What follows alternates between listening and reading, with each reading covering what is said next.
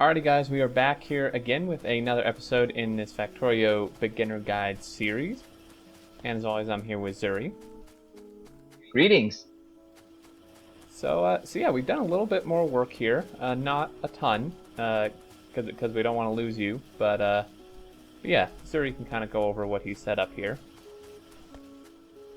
We basically set up just a little bit of engine train, and we moved the pipe setup. I didn't like how it was crammed in the corner back up there, so I moved it here and made it part of the engine setup. And we're going to need a lot of engines for various things, including eventually Skynet. We're going to build so many bots, it's going to be crazy. Oh yeah, it's gonna be pretty damn awesome. So yeah, just really quick to go over this. I mean, it's pretty self-explanatory. The engines, they take steel, gears, pipes. We have the pipes being made here and put on a belt merged with gears. You can see a neat little trick Zuri did here just to get the gears on one side, and then we have the steel over here with the circuits, because we need circuits also for electric engines which require lubricant, which I piped all the way down from our oil thing, which was a pain in the ass, but it works.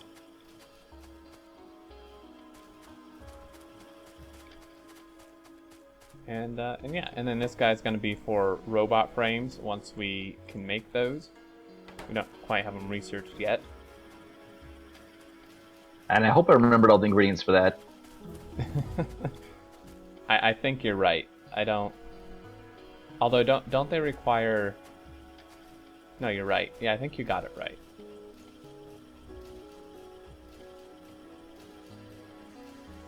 All right, so.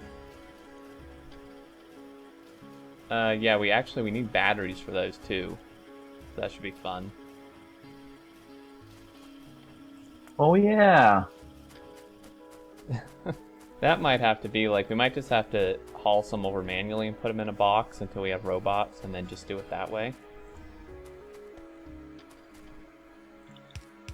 Yeah, that's hilarious. Yeah. And yeah, so I think this episode, we kind of wanted to go over maybe some combat stuff. Here, I've made some poison capsules up here that we can use, kind of demonstrate those and what you can do with them.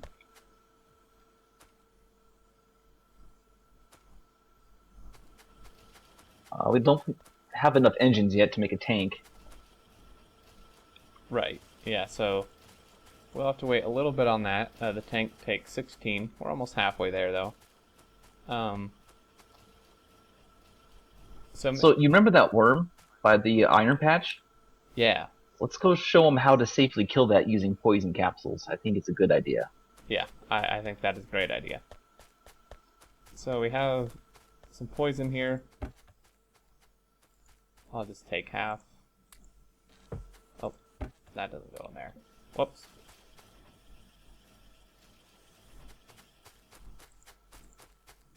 So yeah, poison is super nice. Once we get there, Zuri will show you here. It's very effective against worms. It does, however, it does not do damage against spawners. That can maybe sometimes be a common misconception. Is it will damage all the enemies and the worms, but it won't actually damage the spawners, because that might be a little overpowered.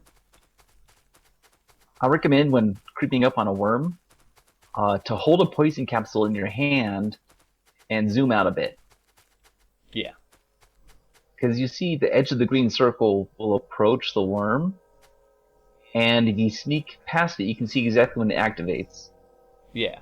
So he just hit me for a lot of damage there. So the poison capsule has the same exact range as a worm, so if you toss a poison capsule right at the edge, and I recommend doing 2 or 3 to kill them faster. Yeah, because they do stack. And they're dying, and we didn't get hurt at all, except when I intentionally went too close to show you the range. Yeah, exactly. So, super good way to take out worms without actually getting hurt. A pretty early game. So, it's definitely a good thing there. Keep in mind. Now I've got a new iron patch and a bunch of new oil access now. Oh yeah, pretty good oil too.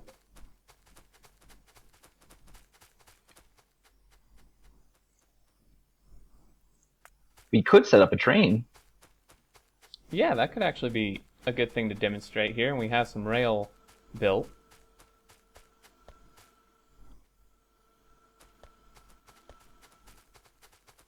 This may sound weird, but I think the first thing we should rail in is probably coal. Yeah, I was kind of thinking the same thing. Typically that wouldn't be it, but our coal patch, which was I think right over here or something, completely got used up, and now we only have this one up here, which being fully tapped, and that's supplying all our power and all our smelting. So it's gonna run out here pretty soon.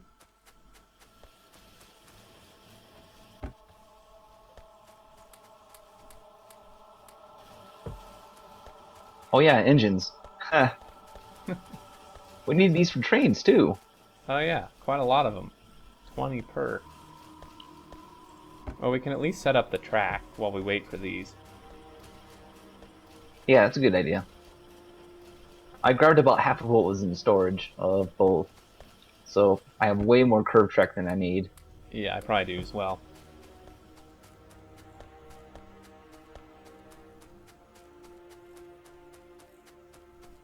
So yeah, trains are super nice. Well, they're fun for one, but you know, I mean, they essentially just do what they do in real life. They're really, really good for transporting a lot of stuff over a super long distance. You know, because I've seen some people like on the subreddit and stuff say, you know, why can't I just use a belt instead of trains? You know, what's the difference? Well, if you like try to belt something across half the map, one, you're gonna lag out your game, and two, it's just not gonna be as efficient, I don't think. We don't have signals yet. How do we not have signals? Crap. Well, it's a pretty fast research, I think. Gotta get train stops first, too.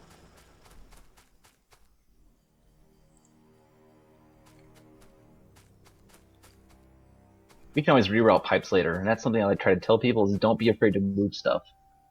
Yeah, very good point. Definitely gonna have to do it at some point. So yeah, to place rail, it's just like belt. You can just do it one by one or walk and hold down mouse button and it will place it.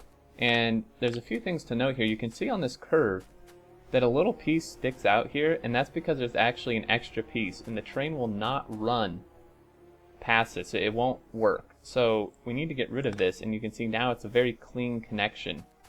And you can also see Zuri, when he put these down, this is what it looked like, these two curves.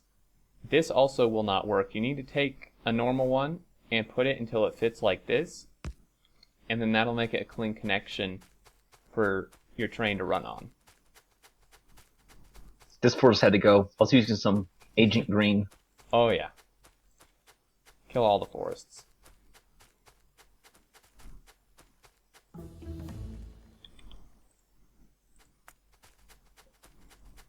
So we're going to go ahead and grab this coal here.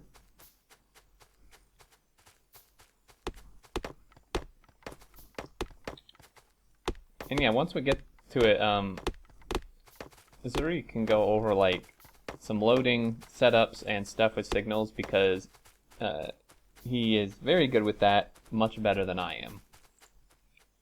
Well, for your first couple of train tracks, you don't really need a second lane. Right. You can, as long as there's only one train on it, you don't need any signals at all. All you need is the station names at the end. And you want to put them on the right side of the track. Let me see if I can craft one real quick. Yeah, definitely. A lot of people don't know that.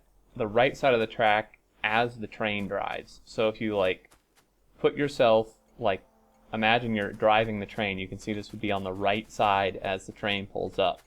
The train won't work if you put it on the wrong side. Do you think we have 40 engines yet? Probably not.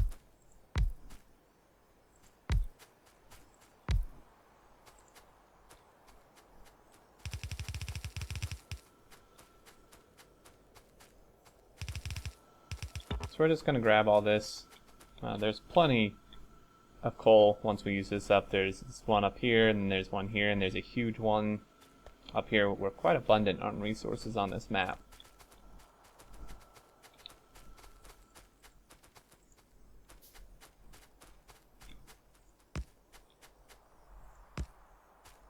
I'd like to have a train here first before I design the station, because I can never remember how many spaces it is until the first inserter. Right. Yeah, me neither. Well, we can craft up some cargo wagons. Do you think one's enough, or do you want to go with like 2? I'd like to make all my trains the same, and I think right now a 1-2-1's best. Okay. I can craft 2 wagons real quick. I got enough materials. Alright, sweet. So yeah, what we're going to do is we're going to make a double-headed train, where one engine is facing, or locomotive rather, is facing one direction on one end, and then another one is facing the opposite on the other end. Oh, we only have 26 engines. And oh, that's enough for spacing. Yeah. And then we're just going to put 2 cargo wagons in between to hold all the coal, which should be more than enough for right now.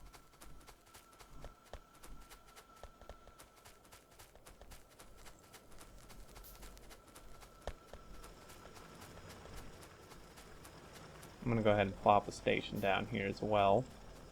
Again, right hand side as the train drives.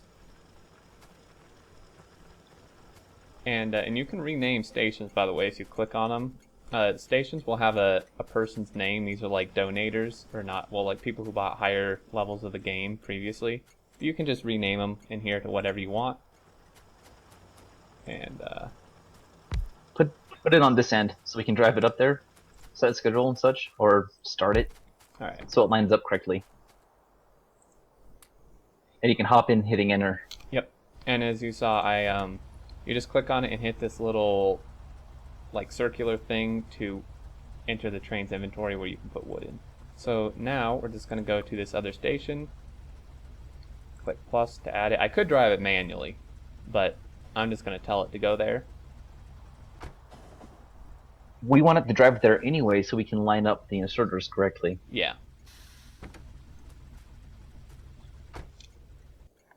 Yep, because there's a very specific place where this train stops on a train stop, and it's really hard to remember exactly where, and if you mess it up, your inserters are going to be inserting into the wrong stuff. I need one more inserter. I ran out. Oh, I have some here. So you can fit 7 inserters per wagon. I think the wagons are technically like 7.3 long. Right. Interesting. Yeah, and I completely ran out of crafting materials. I'm all the way out here. Oh well. So we have the... Oh, I have some stuff here you can use. Here's some splitters. I have some belt. Oh, I've got plenty of belt. That's not the problem. Oh. Well, we need some boxes here. So, what we put boxes in between this because, as we've gone over briefly before, the inserter stack size bonus that allows them to take more from a container to a container. Cargo wagons are counted as containers, so with boxes here, it means that they can load much quicker because they're pulling from one container to another. Otherwise, pulling off the belt, it would take forever to load a cargo wagon. We need just a little bit more room. I don't think I can fit my balancer in here. Uh-oh. You want to move? Can we move these miners back a little bit? Won't mine the full. I did as much as we could. We still need to mine this little bit, so hopefully I can squeeze it in there. Alright.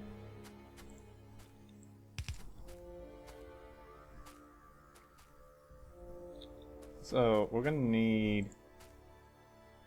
How are we gonna power this?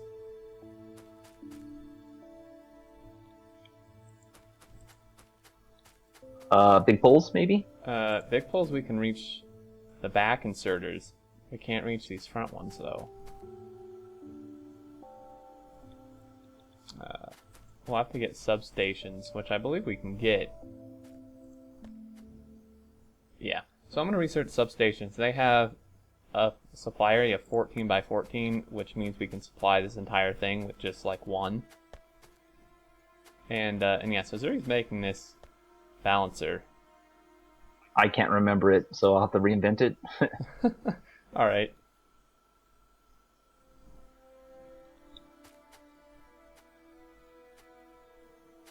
Basically a 16 balancer with one of the loop backs.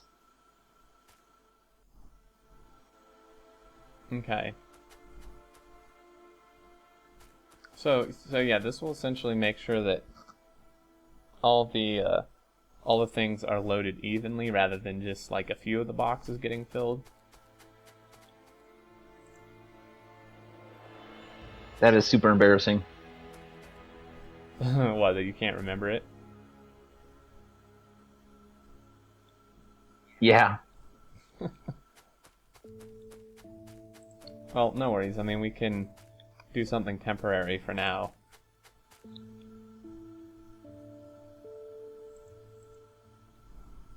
Well, there's a temporary for now thing. Yeah, there we go.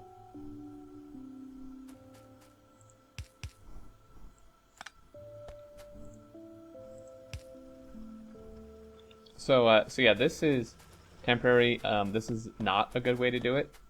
So we would advise you not to do it this way on your stations, because what's going to happen is like these first several inserters are going to grab all of it, and then these last ones aren't going to get very much. You can certainly mitigate that by limiting the boxes. Right. That's actually a good point. I never even thought of that.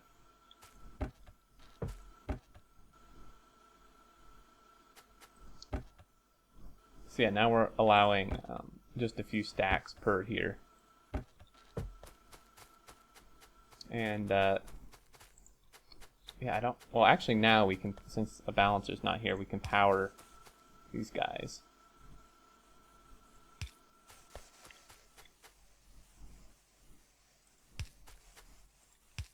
Alright. So yeah, this is now loading several at a time.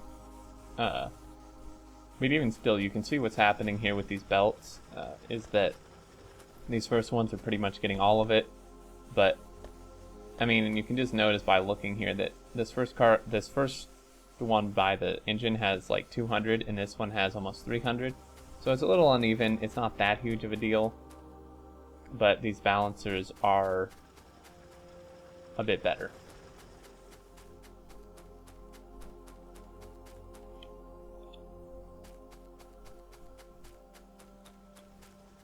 Well, there's the design. Alright, so do you want to explain this? Because, like, I'm already confused looking at it. Basically, it's a 2 to 14 balancer. Okay. So the top one is half, Right. and then quarters, and then eighths, and then the last one 16ths. So you take one from each side and loop it back. Okay. So it's sent through the system again. I see. So yeah, these last two, it can be really confusing to look at, but these last two are just looped back through the system, which is sent through all of this. What about this, this middle one here? Oh wait, no, never mind. I looked at it wrong. Never mind. That's okay. Yeah, this little spot in the middle is specifically designed for a substation, and it'll cover all the inserters just perfectly. Oh wow, very nice. So I'm going to actually go grab some advanced circuits and make a substation so we can set that up. I'm going to make another engine while you're at it. Yeah, I'll see if we have enough engines.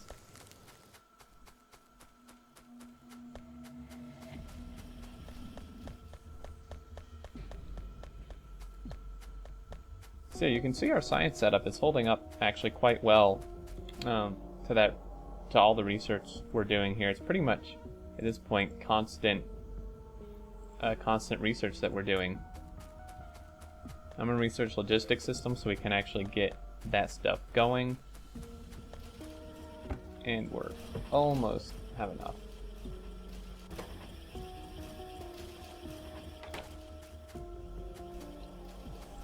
Alright, while I'm down here, I'm going to pick up a ton of fast inserters. Oh yeah, good idea.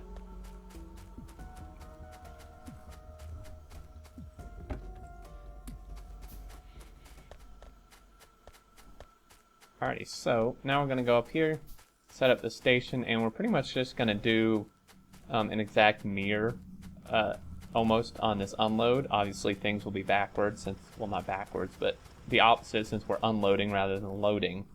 But for the most part, it'll be the same. Be a bit different. Hold on a second. Well, it's the same number of inserters, but you can do something interesting. Right, and I have another engine here, which I'll throw down.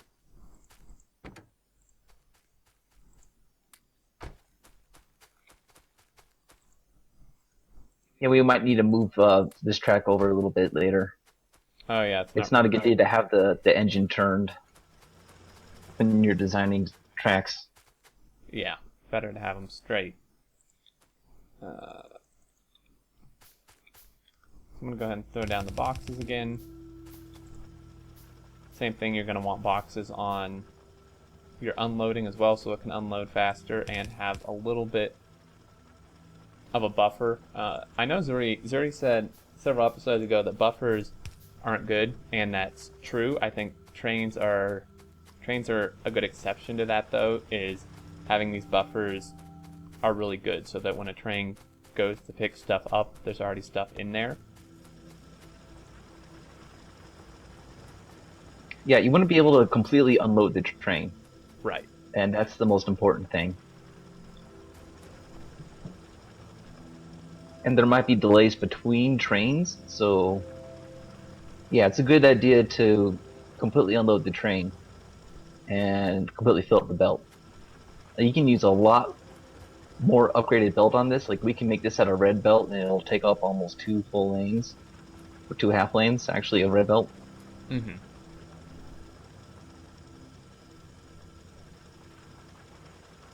And if you really wanted to get crazy, you could unload or load from both sides of the cargo wagon as well. But with 7 inserters per wagon, if you have max stack size bonus, I don't think that's entirely necessary unless you just want the train to stay at the station for a very short amount of time and still get unloaded.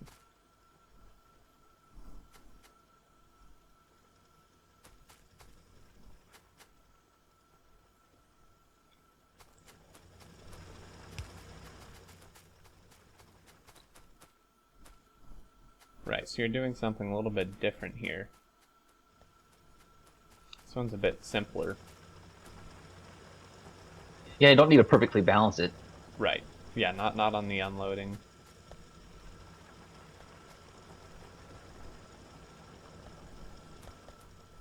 I'm gonna actually throw some lights down. So yeah, this is pretty self-explanatory just by looking at it. These guys are here. You can see that these into are going on opposite sides, and then sit down splitter. This is side loaded, and there we go. So now that that's all powered, you can really see it, and that's going to completely saturate this belt.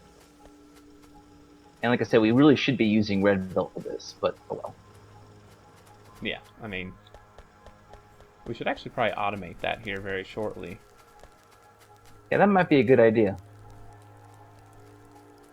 And we can hook up the new coal line and everything too. Yeah, so this coal line, this is going to be a little interesting hooking up because these are like, we really need to like hook it up way up here somehow or something. Oh, I can just reflect this on the top and take the top unloader to the right and the bottom unloader down the plastic. Oh, that's a really good idea, yeah. Because right now for plastic, we're pulling way from up here, which is kind of unnecessary.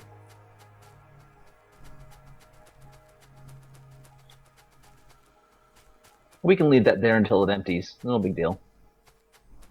Yeah, so that's going to do that, and we have everything we need actually for a logistics system. So we'll probably end up setting that up next episode, which will be really fun. The robots in this game are really awesome, especially once we build Skynet.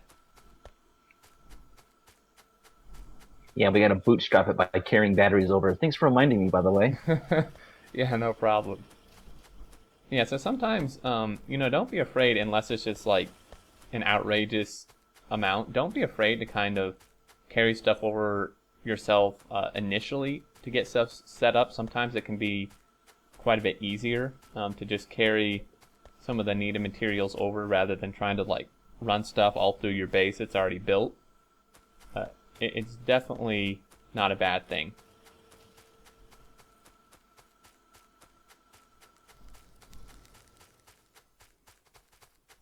Evidently, I never hooked in some of these, which is kind of silly. Oh yeah, I think we just kind of didn't think we needed them at that point, but We do now. oh yeah. So now we have full battery production here, and our oil should be going full blast. You can see some of these aren't working, and that's just because everything's backed up in the pipes, which is a good thing. It means we're good on all our stuff here.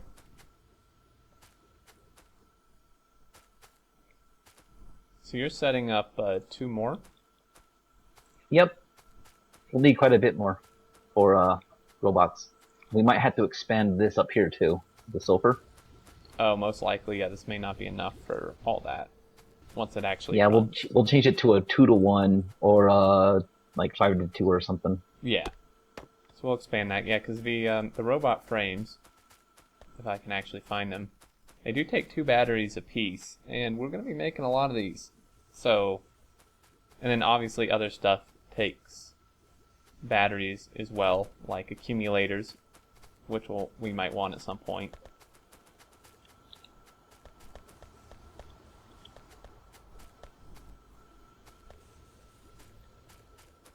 So yeah, now we're just gonna carry some of these batteries over to get some robot frames being made, so we can actually get robots, because then we can have the robots ferry all the batteries from up there down to here, and the robots themselves aren't actually all that expensive, especially the construction ones. The logistic ones do take 2 advanced circuits apiece, but in the scheme of things, that's not that expensive.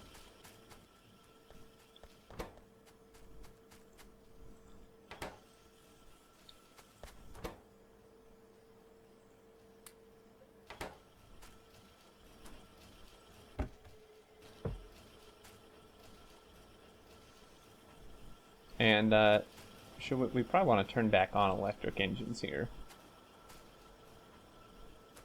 Yes, please. So we have that turned on. So now this guy will drop into here, and we can get these being made. They will be made pretty slowly at this point, but we can always upgrade it in the future.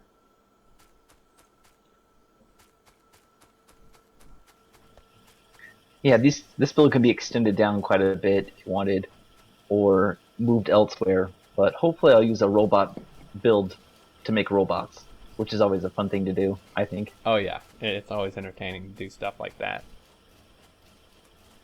And I think we're actually going to wrap it up here. We're almost at about 30 minutes, so I think we'll go ahead and call it, and maybe get a few things ready here to start setting up the actual logistics system next time, which will be super fun. A lot of good stuff to explain. So yeah, until next time, guys, as always, thanks for watching. Do hope you enjoyed. If you have any questions, leave them down in the comments, and one or both of us will answer them. And we look forward to seeing you next episode. See you later.